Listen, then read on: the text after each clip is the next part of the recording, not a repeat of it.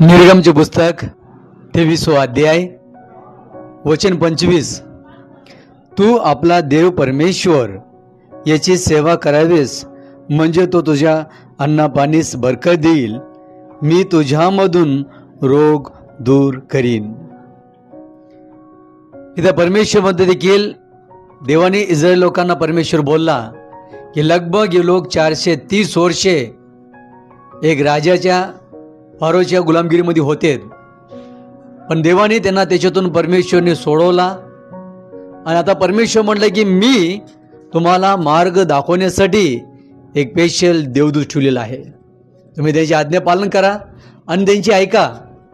आणि अन्य देशामध्ये किंवा कुठल्या शहरामध्ये तुम्ही राहत असं देखील परमेश्वर म्हटला माझी भक्ती करा आणि माझी आराधना करा आणि माझी सेवा करा, म्हणजे मी तुम्हाला अन्न पाणीमध्ये बरकत देईल आणि मी तुझ्यामधला रोग नाहीसे करणारा परमेश्वर आहे.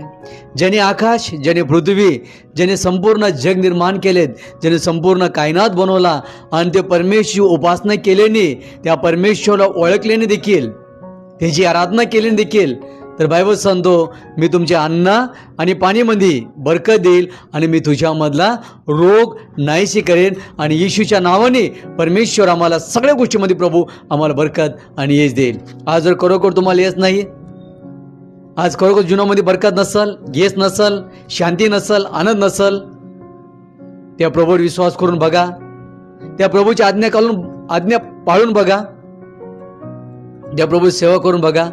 तर बायबल सांगतो मी तुमच्या सगळ्या गोष्टींमध्ये बरकत आणि यश देणारा परमेश्वर आहे आणि सगळ्या गोष्टी देव तुम्हाला सहाय्य कराल आणि प्रभू तुमच्यावर प्रीती करतो.